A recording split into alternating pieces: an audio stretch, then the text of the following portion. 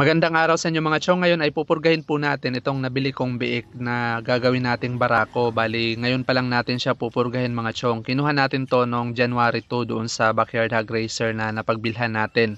Ngayon lang natin siya pupurgahin dahil nga pinahupa muna natin yung stress. Dahil nung kinuha natin ito mga chong, 38 days na siya pero hindi pa pala ito na ihihiwalay doon sa inahin. Kaya naman pagdating dito sa amin, nakitaan natin siya ng mga senyales ng stress. Nandun na yung hindi siya kumakain. Bali, ganun kasi mga chong kapag bigla yung pagwalay o first time niyang naihiwalay doon sa inahin at sa mga kapatid niya, nagkakaroon talaga ng stress yung mga biik. Kaya naman ang ginawa natin, hindi muna tayo nagpurga.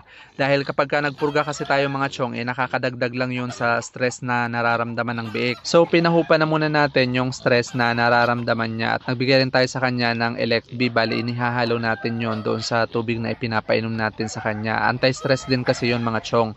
At ngayon dahil okay na siya ay magpupurga na tayo mga chong. Magbibigay tayo sa kanya ngayon ng 0.45 ml ng ivermectin at subcutaneous o sa ilalim lang ng balat yung tamang pamamaraan ng pagtuturok nitong gamot mga chong.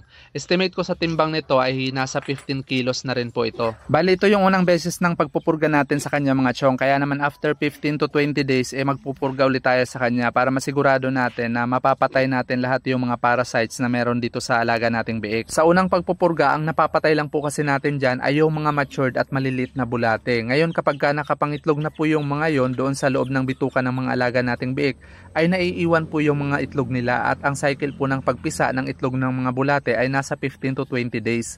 Kaya naman inuulit po natin yung pagpupurga sa mga alaga natin sa panahon na yon para masigurado po natin na mai-eliminate yung mga parasites na meron dito sa biik na alaga natin. Wala pala tayong alam sa paghahandle ng barako mga chong pero susubukan pa rin po natin. Bali ito po yung first time na magpapalaki tayo ng baboy na gagawing barako. Dahil para sa akin ay lahat naman ng bagay pwedeng matutunan at pwedeng pag-aralan. Plano pala namin na kapag matured na ito ay iti-train para kolektahan lang siya ng similya na gagamitin sa pag-iay doon sa mga alaga naming inahin. At kung may bibili ng similya pwede rin po natin silang bentahan. That's all for today's video mga chong. Thank you for watching and happy farming!